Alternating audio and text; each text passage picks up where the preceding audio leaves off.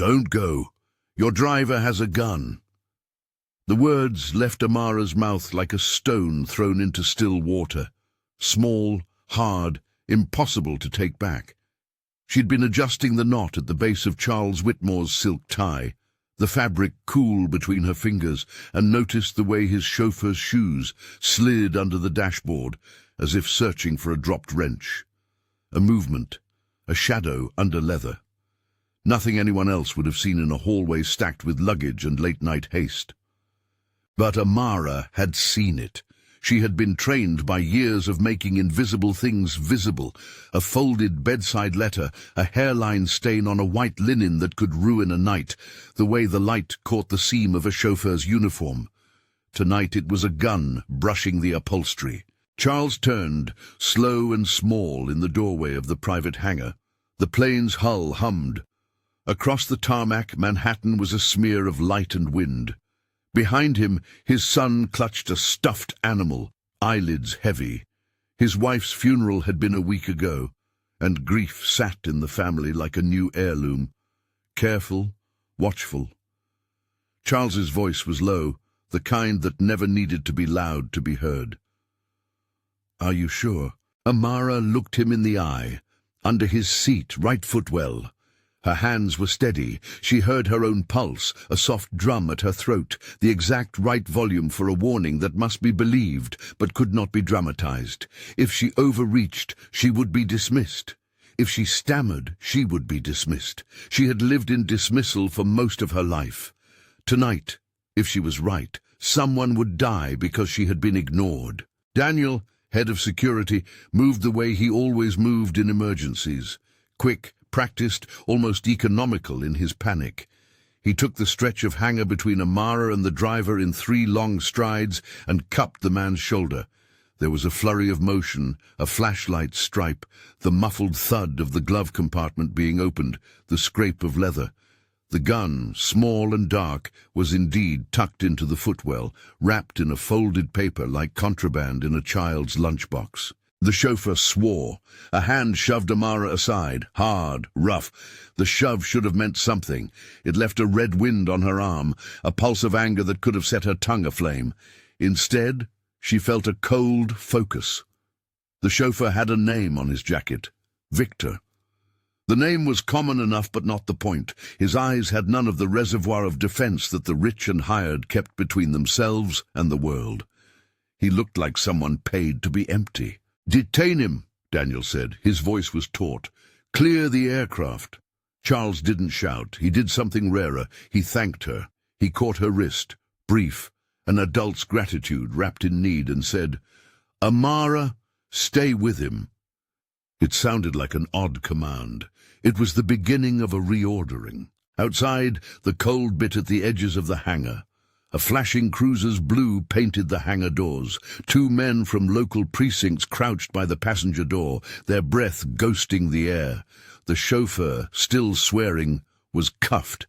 He had no allegiance. He had a past, a list of petty crimes and a payroll stub. They read him his rights. He was quiet, then not. There would be questions, papers, a warrant, people who did not want the night air filled with any more incidents than necessary. The world liked tidy explanations. A bad actor, a disgruntled employee, a weapon misplaced by a careless hand. But Amara did not like tidy. She had watched tidy consume people who were messy in ways the rich could not stomach. Messy grief, messy loyalty, messy care. Tidy erased context. Amara had never wanted to be tidy. That night, the story amplified in seconds. A chauffeured assassination interrupted, a billionaire warned by a housemaid. By the time they taxicabbed to the hospital to decide whether Eli could sit through the night on a borrowed cot, whispers were already skipping across the company's security channels. There would be cameras and logs and a paper trail. There would be the right people called. At the center of it, Charles sat at a small table in the private terminal's lounge, with a coffee untouched in front of him. He spoke in thin sentences that were somehow more devastating than raised voices. "You saved him," he said. "You saved my son. I saved him tonight. Amara corrected softly. "You have a lot of people who would like you to remember that, Mr. Whitmore." He regarded her. The name hung. He had been the kind of man used to being addressed by last names and titles. When he dropped his guard, the shape of his grief showed through. Not an absence, but a rawness that thinned his edges. "Charles," he said finally, and the air shifted. It was not a move toward intimacy, it was a move toward recognition. That recognition was a thing that altered trajectories. Amara understood the economy of vision. For those she served, being seen often meant being used. For those who had power, being seen sometimes meant being held accountable. Neither was certain. Both were dangerous. After the police left with the chauffeur, Daniel made the more private call. "We run a sweep," he said, eyes on Amara. "Every entry point in the house, every car. We don't move until we know what's in place." Margaret Ree arrived the next morning, not with the grand spectacle of a television consultant, but with the measured authority of someone who had spent a life reading footprints in the wet. Her hair was cropped, her jacket a colour whose austerity announced there would be no surprises. She had been a counterintelligence officer once. She had walked away from public service with a ledger full of cautions.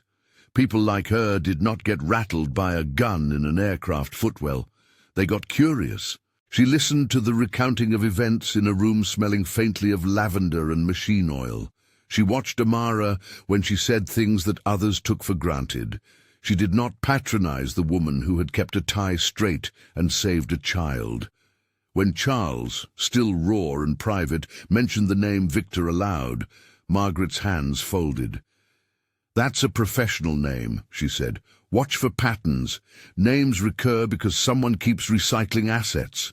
Daniel's team swept the estate like a religion. They tore through the roofline and checked gutter drains. They ran metal detectors along curtains that had never been accused of threat. Forensics came later. Fingerprints that matched a payroll system, fibers that told of cheap gloves removed in a hurry.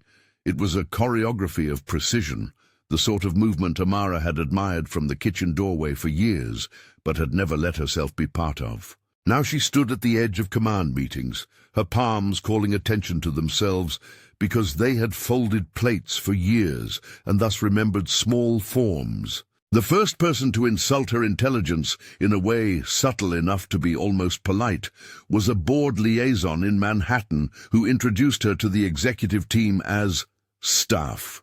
He looked at her with pity, the kind of pity one bestows on a well-managed property. She held her face still, and when it came time to recheck the marketing plan in the boardroom for a merger with a biotech firm, she was the one to touch the carpet, to notice the thread that caught at Daniel's shoe. In the boardroom, the company's elite moved like a different species. 5 minutes of coffee and professional friendliness, then graphs, then a woman from legal with a tablet, then the sound of a tie being tightened and the soft, brittle noise of wealth doing what it does best, plan consolidation. Charles spoke with a bluntness that sometimes unsettled these polished meetings. "Pause the merger," he said. "We are not moving forward until we sweep this room, and I want to know who's listening." That line, "who's listening," became a small drumbeat in Amara's head. She followed the techs as they checked the lamp fixtures, unscrewing shades with the reverence of archaeologists. They found a hard little thing taped into the seam of an antique credenza. A bug. Old-fashioned in its brazenness, designed to be missed by eyes that expected only microphones cleverly disguised as pens or light bulbs. The device hummed with quiet intent. When they lifted it, Amara's fingers brushed the wood, and she felt suddenly exposed, like a secret inhaled. A member of the board, Gerald Clean, cleared his throat. His hands had always worried his tie when he was uncomfortable. Tonight his left hand hesitated behind his knee, fingers learning a new tremor. He had a way of smiling that folded the world in on itself. Margaret took the device and turned it over in one efficient movement. "Smart placement," she said. "Someone knew the room's smell. Someone knew what a board would never suspect. "You found it," Charles said. The sentence seemed to relieve him. His shoulders lowered by a fraction. He moved through the room with a new determination, like a man who had been given a map to the place where his danger waited. Amara felt something after the boardroom find that she had not expected, a kind of fear that was not just personal, but almost intimate. To be visible now meant to be targetable. She had stepped into light on a smaller scale 100 times. The children in the house who wanted their breakfast, Eli's reluctant smiles when someone noticed the color of his hair. Now the attention was on larger, more complicated things. It came from cameras, from an architecture of sight that had never been designed to look at people like her with anything other than expectation. Suddenly, the thing that allowed her to survive, the practice of being a background for other people's stories, felt like a liability. They added her to the security briefings. It was a decision that made some people uncomfortable and others quietly furious. Charles announced simply, "Amara will be with me." He placed the words as carefully as he had once placed contracts on corporate letterhead. There were murmurs. There were whispered reassurances that no protocol required anyone not cleared to be in certain sessions. There were unavoidably looks that asked whether this was a gimmick. Charles did not argue. He only repeated, with a steadiness Amara had not seen before, that she would not be dismissed. "You understand the rules?" Daniel asked her that evening as they walked through the estate gardens, under clipped hedges and the distant city glow. "Mostly," she said. "If I don't, I'll learn fast." He barked a short laugh. "You saved a boy tonight. That's a big misstep for anyone wishing to remain unnoticed." She thought of Marcus, her brother, embraced in the small apartment in Baltimore where the walls had been painted too many colors to be a child's room. Marcus, who taught 3rd grade and had a laugh that could break a storm. Marcus, who had been the reason she left Baltimore when the nighttime streets stopped promising anything but increased danger. She had come to work for families because they paid carefully and fed dependents like a steady pulse. She had learned to make beds that made people feel whole. That had been her trade, creating order out of personal chaos. Never had she imagined that one day her trade would be to make visible a chaos that could end someone's life. The next weeks were a strange blur. Amara followed meetings in silence, watching the way people maneuvered power like chess pieces and learning to read the small tells that betrayed calculation. A chin lifted, a pencil tapped once too often, eyes avoiding the space beneath a board member's left shoulder. She was rewarded with tiny honors, a key card, a place at the conference table, an earpiece on days when she was asked to monitor Eli's presence during briefings. It felt like being built into a machine that had never designed parts for her. Margaret worked like a map maker. She pulled at threads no one else thought visible. She found a vendor invoice that did not match the contracts, a maintenance company that listed employees who could not be traced. The names were thin as breath, shell companies, subcontractors, men who moved like ghosts between payrolls. Margaret's fingers mapped them on legal pads with the calm of someone writing down the weather. "You were right to say something at the hangar," she told Amara, in a voice that did not attempt to compliment but to inform.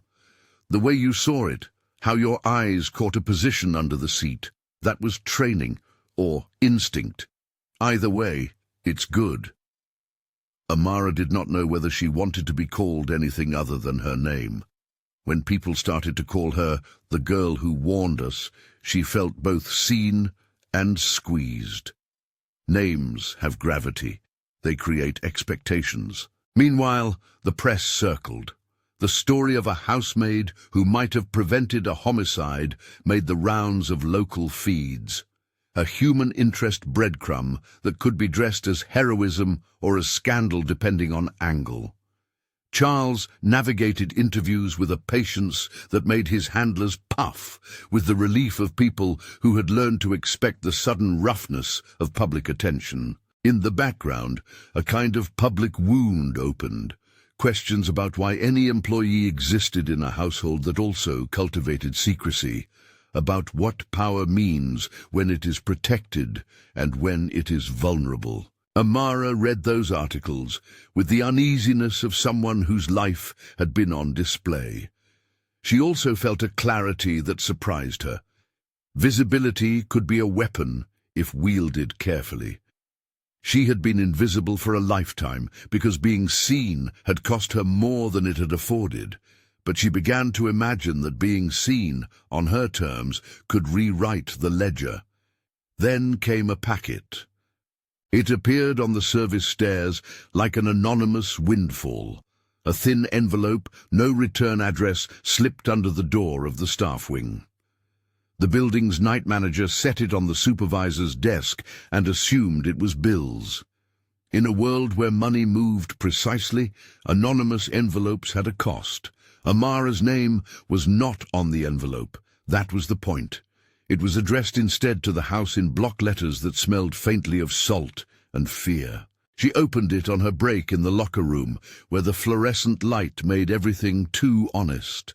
Inside was a photograph that looked like it had been taken from a distance, at the angle of a window camera or a cheap cell phone pinned to a fence.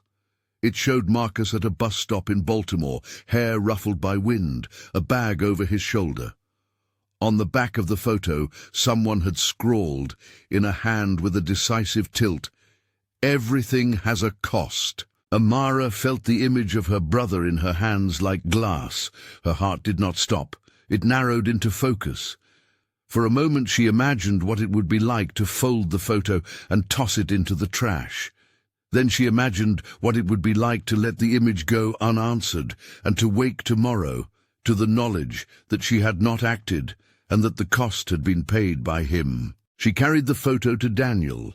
He took it with the flat, professional face of a man who had seen the ways threats wore different clothes.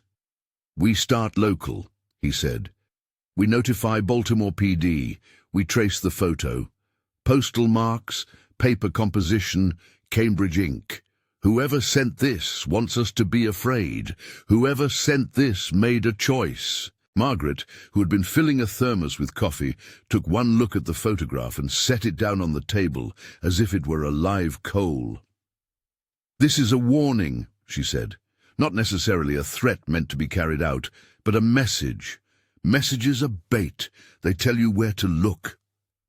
Amara felt suddenly small in a room that had until recently been peach and domestic and safe. "Do we know why Marcus would be targeted?" she asked, fingers on the card's edge. Daniel hesitated. "Not yet, but we'll move carefully. We'll set protections. We'll keep him off social media, get him a secure phone if we can." She thought of Marcus in his small apartment, the peeling poster of Baltimore's Free Museum on the wall, the thick backpacks of school books he insisted on carrying even when he did not need to. She thought of his laugh, and the way he'd once fixed the brakes on the family bike with a strip of duct tape and stubborn faith. Her chest tightened, and for the first time since the hangar, the cost of being seen felt viscerally close. In the days that followed, Amara's life split into two different languages. One language was the quiet domestic rhythm, folding sheets, prepping Eli's lunch with the precision of a ritual, learning how to anticipate the boy's sudden desires for an extra nap or a story about someone who had once been brave. The other language was new, involving legalities and surveillance and a vocabulary of risk, warrants, relays, off-site servers, transactional ledgers. She became someone who could speak both tongues, a translator between domestic certainty and public danger. At night, in her small apartment when the city softened into fan noise and distant sirens, she would rub her palms together and try to imagine what Marcus would do if she told him the truth. She imagined him at his kitchen table, eyebrows knit, jaw set. Would he laugh and call her dramatic? Would he panic? Would he run like she wanted him to? The answer unsettled her. For Marcus, running was never the first option. He would hold on to what he knew and try to fix things from the inside. That insistence, Marcus's tendency to fix, was both his virtue and his Achilles' heel. It meant that if someone wanted to reach a place deeper than Charles Whitmore's hangar, they would need agents on the ground who understood who mattered to him. They would need to know that touching Amara's brother hurt the employer in new ways, which is how Amara came to understand the word cost in the photograph. The message was not merely a promise of violence, it was a calculation aimed at leverage. It was a way of asking, without asking, what would be paid to stop an investigation from looking too closely at certain hidden ledgers or quiet transfers. One night, as a rain slicked the windows of the estate and turned the city into a smear of neon, Amara sat at the foot of Eli's bed. He was awake longer than usual, his small body restless. "Tell me the story of when you scared the bad man," he said, and his voice was small but eager. He wanted certainty that the world had heroes, the kind who walked in the light. She thought of the hangar, of the small weight of the gun under a seat, of the way Daniel had moved, of Charles's gratitude. She thought of the photograph and the way its back had held a threat like an invoice. She did not want to lie to Eli by making it a fairy tale. "I saw something," she said instead. "I made the call." He nodded, then asked in his child's unadorned way, "Are you going to be okay?" The question made a hollow in her stomach. She forced a smile that was this time honest in its insufficient way. "Tonight, we'll be okay," she told him. "We have people watching." The hollow did not fill. The word "tonight" echoed in her skull. It had been the first word of the night she spoke in the hangar, and it had become a small metronome inside her. Tonight. Tonight. It implied urgency, a window of time that, if missed, became history. Margaret asked the same question in a conference room 2 days later, but she wore it like a fact, not an emotion. "We need to know how deep this goes," she said. "Is this an isolated motor, like one rogue asset? Or is this an orchestra?" They began to chart sources. Margaret pulled up vendor contracts and cross-referenced maintenance invoices against payroll. There was a pattern. A maintenance subcontractor listed at multiple Whitmore properties that, when inspected, had employees with untraceable histories. An account led to a shell company registered in a state whose records were opaque. Another link pointed to a charitable front that funded a research program with ambiguous oversight. Names emerged like those small island nodes in a map. Vanessa Sloan, who had once been an inside lobbyist and whose name flickered in a registry. Gerald Clean, who had a laugh that could be counted on when needed. Amara sat through these sessions and felt the story being stitched. She learned that corporations could be preyed upon by people who monetized access, who sold influence with the same commodity logic she had watched in domestic service: time, attention, anonymity. She learned that being seen could replace being paid, visibility could be a currency. And yet the more she learned, the more she felt that the house was itself a kind of machine, rooms that were beds of habit, corridors that had been walked so often they remembered footfalls. There was a small victory in these weeks. Vanessa, whose past had involved lobbying for policies that blurred ethics into profit, turned up at the company's legal door with a USB in her palm. She was not a grand villain. She was a woman whose pride had been compromised and whose safety net had frayed. She wanted immunity or leverage, or perhaps both. Margaret received her with a face that had the patience of a person who had long ago learned to pass desperation from calculation. Vanessa's USB was a messy thing that smelled of cigarette smoke and fear. It had ledgers and emails, notes referencing payments made to obscure accounts for infrastructure maintenance. It had names that jittered at the edges, a credit to a Cayman account, with the hint that payments had been made in cash, in small bundles. Each line was a breadcrumb. They were not yet proof of conspiracy. They were, however, enough to mean someone had been buying silence. More than once during these weeks, Amara found herself wondering about the cost of her own visibility. She had been praised publicly in a way that made some staff avoid eye contact. There were small slights, schedules shifted so her shift would not intrude on a gate-kept breakfast, and there were offers that came wrapped in patronizing tones. A raise, a new title with no real change in duties. She accepted none of the social currency. The raise was a bribe she would have considered if it had come with protection for Marcus rather than a velvet glove. Instead, she asked for what she needed and told the difference between gratitude and control. In the quiet part of a shift, while Eli practiced counting at the dining table and Charles reviewed legal memos, Amara sat in the staff kitchen and opened a small cardboard box. Inside were remnants of a life lived with smaller dangers. A bracelet from Marcus, one that had once been a token between them when they had been sure the world would fit into their hands if they tried hard enough. She wore it now, a private talisman. "You don't have to carry everything," a voice said from the doorway. Daniel stood there with 2 mugs of coffee, condensation on his jacket. He was less amused than she once thought he would be. Part of this job is knowing when to hand things off. She wanted to ask, to whom? The police, Margaret, Charles, the press. She could not decide. The moral calculus was a long one. What did she owe to Marcus? To Eli?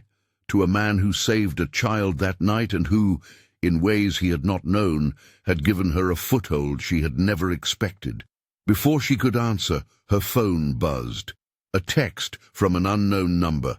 A line and nothing else. 2 words that looked typed by a person who wanted to irk rather than warn. "Nice view." It was the kind of thing that made the skin on the back of the neck prickle. She would later learn that those messages were a way to test. But in the moment, it landed in the middle of her chest. An ice coin. She showed the text to Daniel. He frowned and walked the message with his finger like someone reading a map. "We'll trace it," he said, "and get your brother some protections. Stay with Eli at night for a while. No alone travel." Amara's life became a palimpsest of rules and choices. She learned to sleep in shifts, to keep a bag packed with essentials she had never needed before, a phone with a different SIM, cash hidden in an unlikely shoe, a change of clothes. She learned also to measure strangers' faces for the small betrayals they might hide. The world had always been a set of lines. She had simply learned to read hers. Yet even as she adapted, she found herself struggling against another truth. For all the surveillance, for all the sweeps and the protective measures, there was an intimacy in the house that had little to do with security protocols. Eli still liked to talk about constellations. Marcus called at odd hours to check in, his voice light, practicing the steadiness he hoped to project to her. Charles, when alone with her, began to talk in ways he had not with other staff. About his wife, about the small book of poems she had left in a drawer, about the shapes grief took. One evening, in that lull between the tactical and the domestic, Charles gave her something he had been keeping in a folder marked "personal." It was a letter, the sort of small artifact that never should have had to be shared. He told her how important it was that people who had the power to alter systems, people like him, be reminded of the cost of those systems. He said nothing political. He only said, simply, that when a person steps forward, they deserve not just applause, but a structural change that makes the next person less vulnerable. It was a turning point, small and oddly tender. He did not offer to make her head of anything. He did not promise titles or lands. He offered, instead, something harder: accountability. If nothing else, it was a recognition that the house might be a place not only where things were hidden, but where they could become visible under watchful, principled eyes. The slow work of making things visible continued, and with each revelation came 100 more questions. In the middle of a Sunday afternoon, Amara found herself standing near the library where the light slanted just so over the wooden shelves. A courier left a package that no one else seemed to expect. It was an old ledger book, the sort that smelled of dust and accounting. Inside were notes that belonged to an archivist of influence, Names, dates, donations, mentions of a research foundation that had a curious way of subcontracting out its medical trials to a facility upstate. Amara read the ledger like it was a map. Names looped into addresses, addresses into dates. She traced a line between the funders and a clinic that, when she looked it up, had a history that was watered with rumors. It was not proof. It was a direction. She took the ledger to Margaret. The older woman sat back and studied the pages as if they were a photograph of teeth. "This is exactly the kind of obfuscation you see when someone wants plausible deniability," Margaret said. "It's a laundering of culpability through charity." That afternoon, as Amara left Margaret's office, her phone buzzed again, this time with an image. On the screen, a photograph of Marcus at the bus stop, the same that had been slipped in the envelope. But this one had been altered. The corner was marked, as if someone had been pointing a camera at the place Marcus sometimes ducked into for lunch. Whoever sent it wanted her to know that they could take pictures when they wanted, that they could place the camera and watch the bus stop and wait. A man watching a bus stop was not in itself an indicator of imminent danger.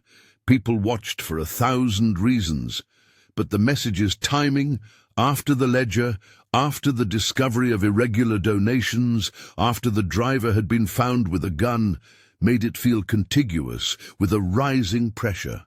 Pattern recognition was, for the people around her, where truth often hid. Amara felt a pressure. She was no longer a woman who could sweep the floor clean and return to being unseen. The house had made her visible, and in doing so it had made Marcus visible too. She understood the calculus of leverage better than most. Families had a way of being obvious. It was their weak point. She went home that night and sat at her small kitchen table with the photograph of her brother spread out before her. It looked small and ordinary in the lamplight, as if someone had found a way to make terror domesticated. She ran her finger along the edge of the print until the paper left an impression. There were days when being brave felt like being led to a cliff and told to jump and trust the wind. She did not jump. She chose instead to build a net. The net began with small legal steps. They contacted Baltimore PD. They filed requests for surveillance footage at the bus stop. They asked for a welfare check at Marcus's apartment. There were the prosaic things, change of passwords, a second phone, a P.O. box, and there were the less obvious strategies, planting decoys, safe routes, arranging for a colleague of Marcus to meet him when he left work. The measures were careful, but not theatrical. "We are not trying to make a movie," Margaret said. "We are trying to keep people alive." Still, proximity to power brings danger in subtle ways. When Amara stood in a meeting where Gerald Clean argued for pushing the merger forward, she felt the air shift as if something had moved in the undergrowth. Gerald's words were polite, his motives opaque. He smiled in a way that never reached his eyes. He mentioned synergies. He mentioned brand value. To anyone else, it was business as usual. To Amara, who had spent her life reading between lines, it registered as a hand that did not want to be watched. That night, as rain hammered the estate's French windows and the house's interior lights made small islands, she sat in Eli's old nursery and watched the sound of servers pinging in a room down the hall. The estate's technological backbone had always hummed with an almost reverent regularity. Tonight, every ping sounded like a heartbeat that might be monitored. Amara felt the scale of what she had stepped into. Audible and invisible threats braided together, social pressure, financial leverage, surveillance. Each move pushed her forward on a chessboard she barely understood, but was fast learning to read. And because she had moved first in the hangar, because she had used a small site to prevent a large harm, people were now counting on her. In the days to come, that counting would grow heavier. She placed the photograph back into its envelope and slid it into the pocket of her coat. Outside, the night had softened to a rain that smelled of metal and possibility. The city was a distant hum. Tonight was still tonight. The question that had strained through the opening event of her life, the one that asked in its simplest form, "Is the billionaire's life in danger tonight?" had widened into itself.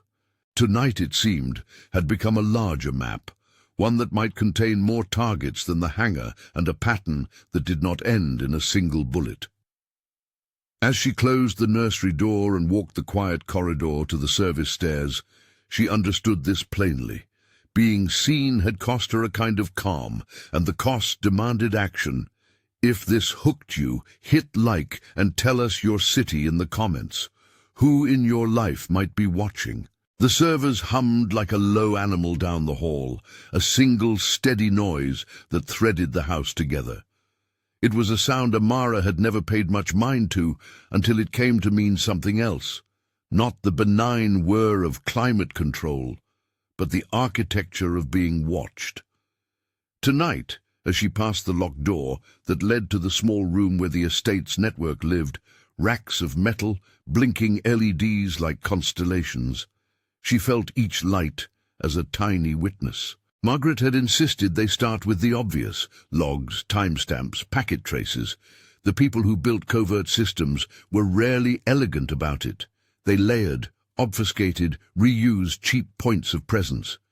Margaret liked to say that if you followed money and machine chatter, you found truth more reliably than you did people's lips.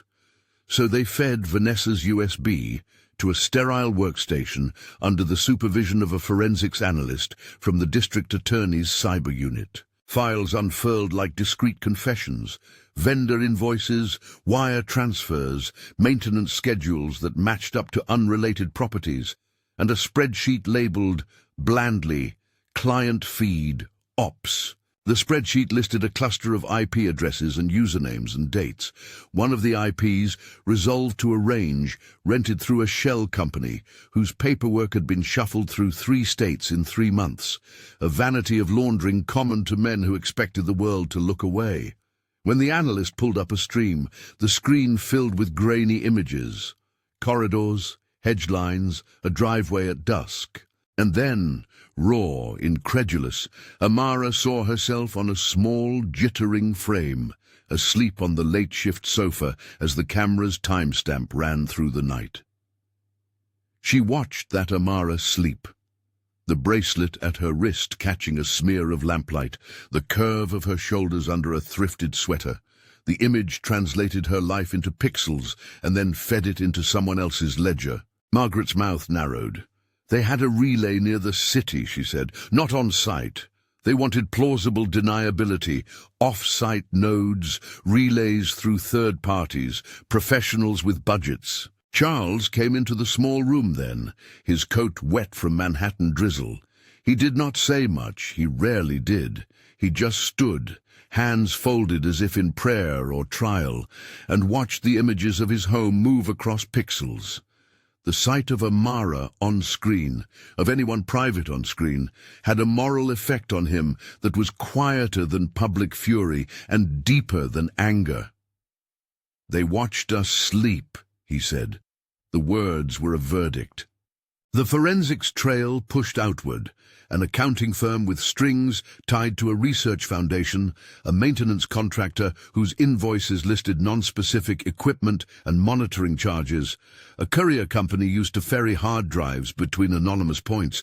Every breadcrumb built a picture.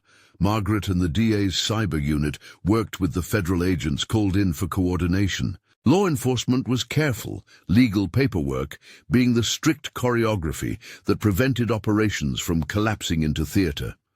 Warrants were drafted, carefully targeted, timed to seize physical media without tipping the network, because the kind of men who made these machines could disappear the evidence if given a breath. They found a rented storage facility 3 counties south, in a drab industrial park near an airstrip used by small freight carriers. On a rainy Tuesday, agents in jackets with tasteful lettering executed a seizure. The facility had been rented under a shell company. Inside, behind rows of corrugated doors, the world was a cascade of monitors.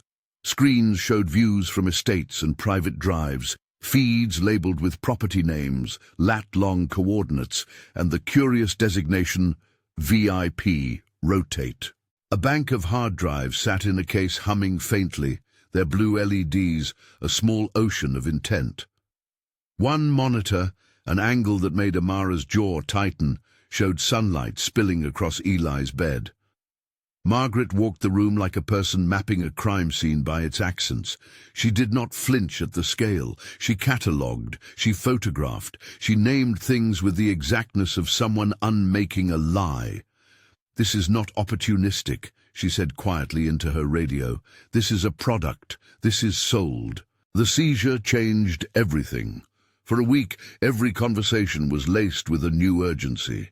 The public, hungry for sensation, moved their curiosity into angles. A housemaid who noticed a gun, a billionaire whose child had been threatened, a conspiracy that swallowed ordinary lives.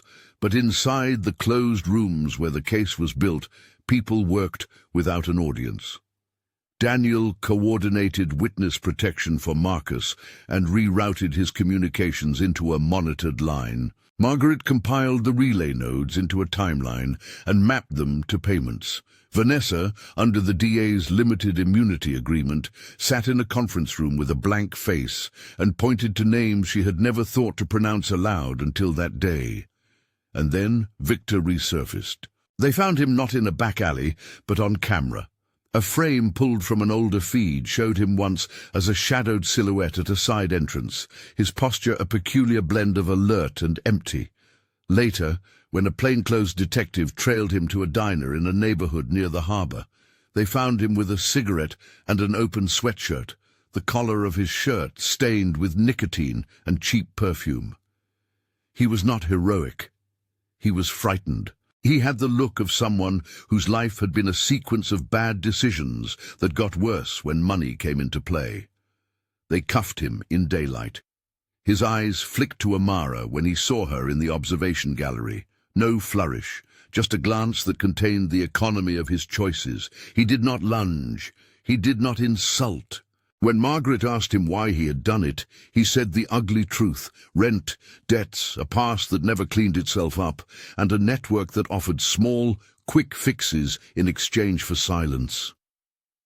Victor's voice cracked when he admitted that he had never been told who the final client was. He had been told always to get in and out, to sell access. That confession, partial, frightened, was the kind of evidence that had to be confirmed by the machines, not just by a man's mouth. At the same time, they followed the ledger to a specific name, repeatedly threaded through payments: Elias Kane. The name landed on everyone's tongue differently, some through revulsion, some through a calculated politeness. Kane was the kind of billionaire who did not lead companies so much as remodel them into his preferences. He collected weakness to make sure he never had to feel it. His empire was less corporate than hydraulic. Pressure applied at the right nodes and everything else flowed. A new plan took shape, one that balanced public exposure and law. They would not ambush Kane on a whim. They needed a stage and a reason for him to put people into play. That stage would be the very thing he coveted: influence. Margaret and the prosecutors conceived of a sting that would force Kane's people to show their faces and to reveal where the money turned into motion. The bait would be a mock outreach. A merger announcement floated to the press, a gala that would attract his network like moths. Whitmore Holdings would play the part of a company with an aggressive growth story, provocation and product, a story too tasty to ignore. Amara's role was not to be spectacle, but to be present in a way that made the string pullers uncomfortable. She sat through planning meetings and learned how the police synchronized warrants with press cycles. She listened to the DA's advisors talk about probable cause and the fragility of evidence. The operation required patience, time to line the warrants so law could move at the nails of the conspiracy. The night of the faux gala, the estate lit itself like a promise. Lanterns along the drive, a trio of stringed musicians on a balcony, valet tents that smelled of cedar chips and the faint tang of perfume. There was a tenderness to the show of things, serving platters, napkins folded like origami sails that made Amara's hands remember a different kind of choreography. She kept a watch on Eli in a quiet room behind a velvet curtain, his small fingers fidgeting with a silent toy. When he slept, she sat near him, the sound of servers and the distant city mixing into the same small lullaby that had put him to bed 100 times. The guest list read like a scroll of influence. Investors, consultants, a smattering of union people with the right connections. Kane's people moved like a tide, small clusters of individuals who checked their watches and kept their distance. Margaret stationed agents in the basement and the hedgerows. Daniel walked with a radio that vibrated against his chest like a small, steady heartbeat.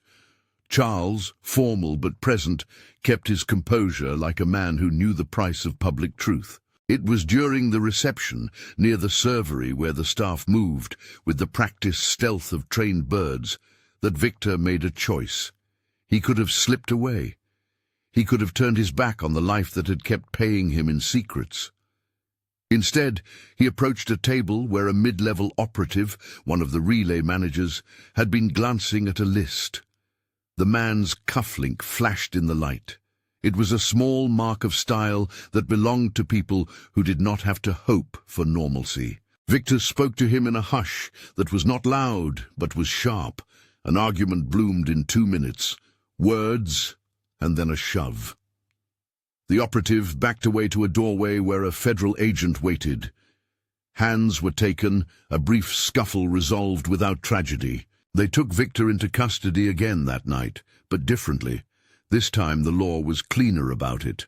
Cell phone metadata, guest logs, surveillance from the servers, now seized, bolstered investigators' warrant applications. Victor, when questioned with counsel, began to name names that required corroboration. He said things that fit the ledgers. His testimony was not a slam dunk. It was a thread the prosecutors could stitch into a fabric of proof. The operation's other thread moved toward Kingston. It started with a misdelivered package intercepted at a freight hub, a crate labeled as industrial equipment that contained the wrong kind of hardware. A serial number on a chassis registered back to one of the relay nodes. It led investigators to a hangar at a small private airfield outside of the city, a place Kane's people used to coordinate movement for the sorts of business that did not like the light. The DA and federal agents decided to act.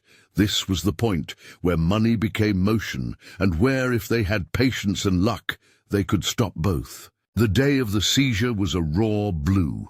Helicopter blades cut the sky with a steady, militarized rhythm that Amara felt in her ribcage like a distant drum.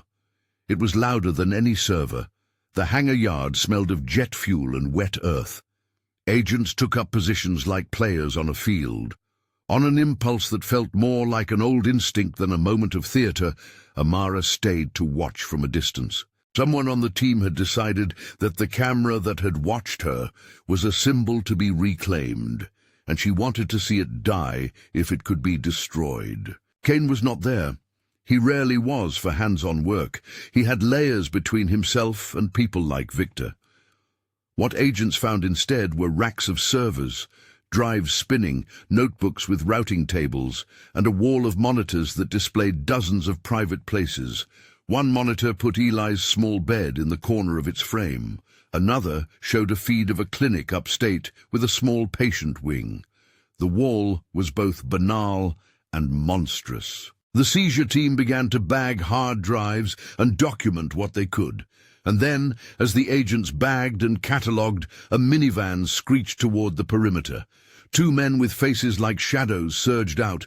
One of them clutched plastic-wrapped envelopes like a courier with a purpose. The agents moved. In the tumble of movement, one of the men, clean-shaven, too young for the job he was in, slipped away into the hedgerow, carrying something that looked like a case.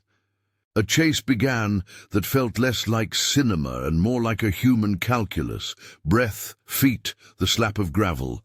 It was in that flurry of motion that the worst of the threats became immediate. They found phone records indicating that Marcus had been targeted again, this time with a transport plan. to be moved from a safe house to a secure pickup point. The timing matched the raids. Agent radios lit up. An intercepted message hinted that someone intended to use Marcus as leverage to buy Kane time to disappear. They could not let that happen. The rescue was not a clean moment. It was a braided series of choices made by people who had to decide, in fractions of seconds, what would and would not be risked. Officers moved to intercept the transfer. Daniel rode with a team to the pickup point, his jaw set. Margaret coordinated logistics from a van that smelled of coffee and paper. Amara listened in the observation post and felt the old metronome of tonight pulse in her chest. Marcus was being moved in a rented panel van when the intercept occurred. The van skidded along a rain-slick road and jackknifed into a ditch in a moment of panic. Marcus, blindfolded and shaking, heard boots and a voice that said, in crisp tones, "It's the police." For him, the sound of the word was like a rope thrown in rough water. He blinked, able to see again. Daniel's hand found his shoulder, and the agent asked questions in a voice that was businesslike and soft. Marcus answered later in small fits. He had been taken, asked things, promised safety if he cooperated. The men who had taken him were not Kane. They were messengers, cogs who had been offered enough money to buy silence. They took Marcus to a secure location and then to a hospital for a check. He was bruised and wordy and stubborn in the way of teachers. The relief that morning was not public. It was a hollow filled by someone else's care. For Amara, it came as a kind of rage that immediately folded into relief. Marcus was alive. He was alive because people had watched, and because a system that usually moved slowly had, on this day, moved with the speed of something efficient and human. The seizure in Kingston yielded more than servers. Among the drives, forensic analysts found evidence of a persistent presence, logs indicating scheduled streams, scripts for live relays, and, attached to one drive, a video file time-stamped and named with a code that Margaret recognized as a sort of signature. When they played it, what unspooled was not an environmental feed, but something crafted, a montage of moments from a dozen properties, edited and captioned in a voice that presumed power. At the end of that montage, a line flashed in a stark font against a black screen. "Visibility is payment." Margaret did not smile.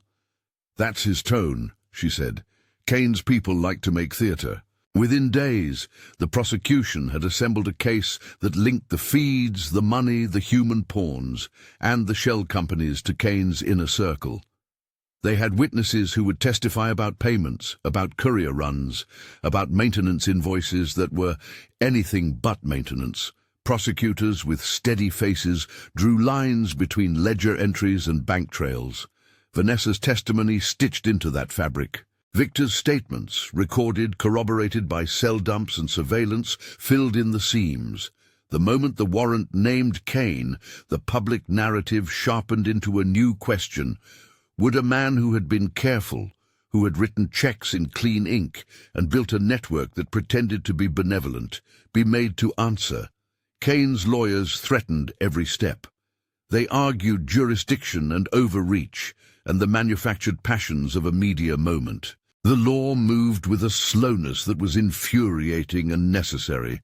Margaret and the DA were careful. They built the case because they had seen what happened when overreach allowed guilty people to wriggle free. Kane was arrested in a small, almost anticlimactic way for a man of his profile, at a private airfield, not gunned down on a runway, but surrounded by agents and asked to come with them like a man who had a fairy tale aborted. He was calm.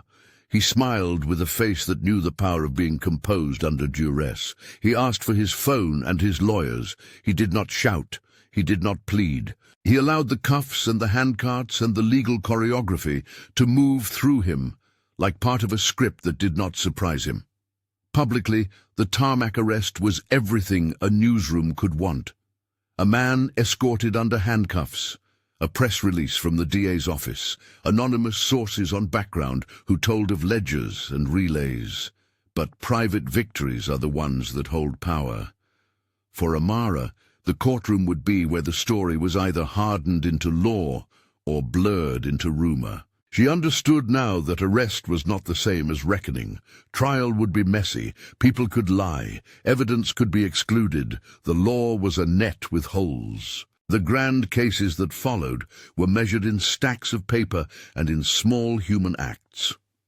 In a cool, wood-paneled room, Amara sat with a lawyer assigned by the DA's victim services team. She practiced testimony in quiet sessions. Margaret sat close sometimes, playing the role of the careful coach. Be specific, don't speculate. Daniel brought coffee and a steady presence. Charles offered a steadying hand at the ferrying points. Before depositions, after hearings, once in the hallway of an office building where the press made the air near him electric. Amara's deposition unfolded in the DA's office. She watched the attorneys like someone watching a chessboard. Cross-examination was a new heat. One defense attorney, thin and polite, tried to fracture her narrative into holes. They asked about timing, about whether she had mentioned the gun before or after the chauffeur had been detained. They implied motive. Amara answered with precision, anchored by facts and by the memory of things, the way the chauffeur's shoe had leaned into the footwell, the exact feel of the fabric beneath her fingers. She felt herself polished by the process, not hardened into something brittle, but tempered into something that held. Outside the courthouse, the press tried to reduce her to a headline. Inside, her testimony was a series of small acts of clarity. When asked what she saw on the seized monitors, she told the truth, that she had seen herself asleep on one of the feeds. She did not invent drama. She described the bracelet that Marcus had given her and the color of the sweatshirt she had been wearing. The prosecutor nodded at the simple facts. "We're asking you to place things in time and to say what you remember," he said. "That will be enough." During a break in the proceedings, Charles walked her across a small atrium and gave her a small book, a journal bound in soft leather that had belonged to Elena. He had found it in a drawer during the initial weeks and had kept it like an offering to memory. "She kept small things," he said. "I thought you should have it." Amara ran her fingers over the spine and felt the weight of history in a palm. The courtroom process was not a single dramatic crescendo. It was a succession of hearings, filings, motions granted and denied. There were moments that felt triumphant, motions to unseal certain accounts, witness testimony that placed Kane's men at the relay nodes, and moments that felt like setback, when an evidentiary rule kept a piece of the story from public view. Margaret's face in the gallery never quite relaxed. She had the steady, watchful demeanor of someone accustomed to the long games of justice. Victor testified in a closed room first as part of a cooperation deal. He spoke in halting sentences about the men who paid him, the times he had been paid, and the moment he had been told to place a gun. His voice held a practical shame when he spoke of his complicity. The DA introduced surveillance footage that matched his testimony, a small map of actions that made a chain. Kane's defense dissected the footage, tried to show gaps and ambiguities, but the mechanized truth of timestamps and ledgers had a stubbornness about it. Evidence, when paired with a human who could say, "I did this," had a force that made it harder to dismiss. Then, a twist no one liked. A leak. A short video, grainy and cropped, made the rounds on social platforms.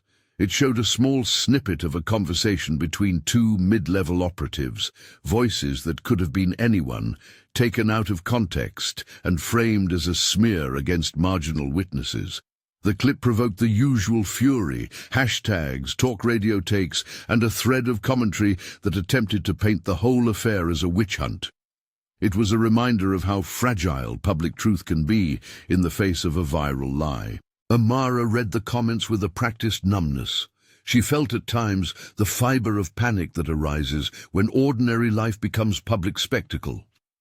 But then she thought of Marcus's face when agents found him in the ditch, and of Eli's small hand curled in sleep.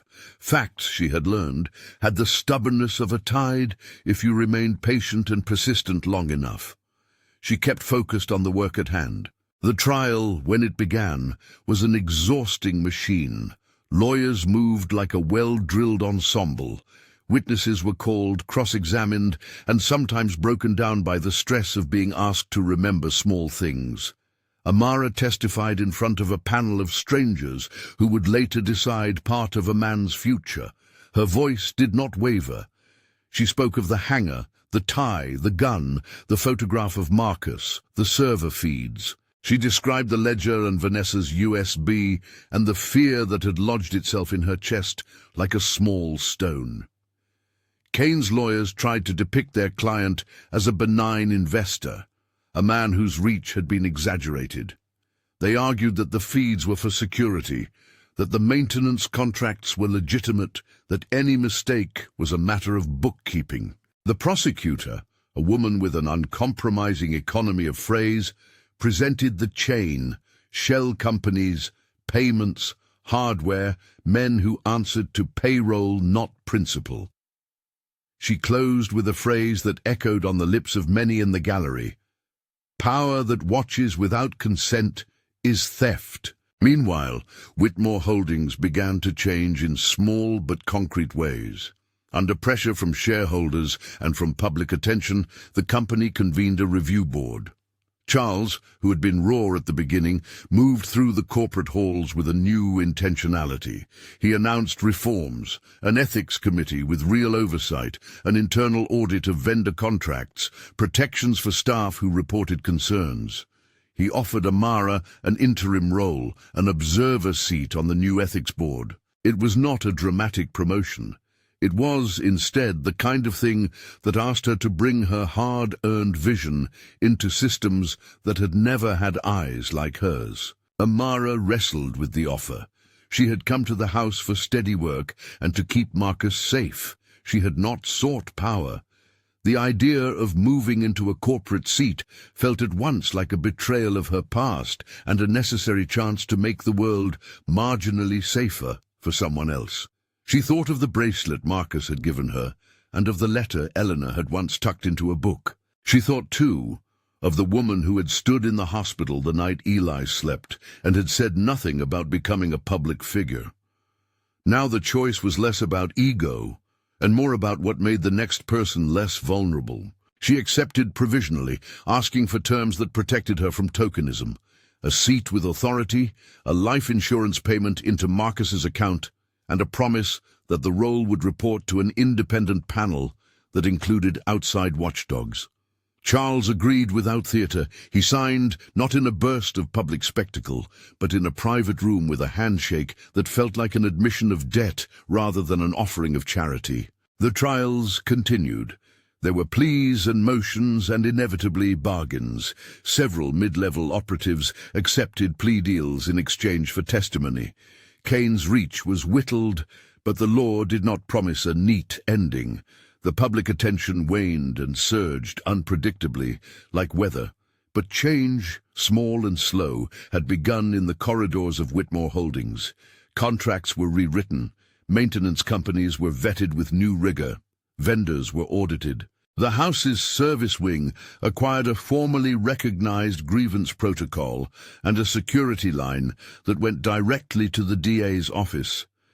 The net had holes plugged. Through it all, the quiet work of recovery unfolded. Eli returned to school and learned to sleep without the constant liturgies of watchfulness. Marcus went back to teaching and found that his students were eager to ask about courage. He told them, matter-of-factly, that courage is doing the work you can do for the people in front of you. Amara sat in on parent-teacher nights and learned to explain in small words why safety sometimes looks like boring logistics. There were hearings where legislators, less interested in villains than in the structure of the crime, asked for testimony about surveillance markets and how wealthy people sponsored networks that trafficked in privacy. Margaret testified about the technical mechanisms, Vanessa gave depositions that painted the moral landscape of those who sold access. Daniel spoke of the human cost, of families who woke to the knowledge that someone had been watching them in sleep. Amara testified in one such hearing about how visibility had become both weapon and remedy in her life. She read passages from Elena's journal in a quiet voice, letting the private grief of a family give context to public policy. The reforms that followed were not guaranteed. Some laws proposed died in committee, some policies were watered down. Yet the company's internal reforms stuck. Whitmore Holdings created an oversight role with a budget and an investigative staff. It funded scholarships to support children of staff and created a hotline for employees to report irregularities. These were small victories in the long war against a marketplace that prospered on secrecy. One afternoon after a hearing in a room with a table scarred by years of business, Charles gave Amara a small envelope. Inside was a note from his legal team, an offer not just of a salary, but of a framework, an ethics liaison with authority to flag contracts and demand audits. It was not perfect. It was, however, real. She signed after thinking of Marcus and of Eli, and of the ways the house could, with luck and vigilance, become a place where the next person did not have to whisper warnings into the dark. The epilogue of public interest came slow. Kane's case wound through appeals and negotiated pleas. It did not end overnight. But the narrative shifted in small, real ways. The house no longer tried to hide the changes it had made. Charles commissioned an annual audit by an independent non-profit. There were press pieces that followed the family's decision to fund community programs, open houses where they invited foster families and after-school groups into the property's modest gardens. It was part restitution, part therapy, part the difficult alchemy of building good from something broken. Amara found herself at the center of one such open house, wearing a plain dress and a name tag that the PR team had gone out of its way to make simple. Children came through gates, eyes wide at the scale of a place they had seen only in photographs.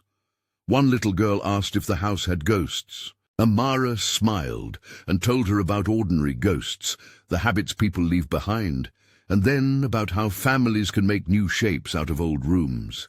She watched children run through hedgerows and thought of Marcus teaching fractions to his third graders. The sound of their laughter was like a counterpoint to the server hum that had once dominated the house's late nights. In a small ceremony in the staff wing, Charles handed to Amara the leather journal he had given her months before. He placed it in her hands and said simply, "For when you want to remember who started it all." She flipped it open and found Eleanor's handwriting, small notes about the garden, a poem about light, a list of books she meant to read. There was, tucked between the pages, a pressed scrap of a child's drawing, Eli's drawing of a star. The image eased something in Amara's chest. The first months of her liaison role were less dramatic than she had imagined.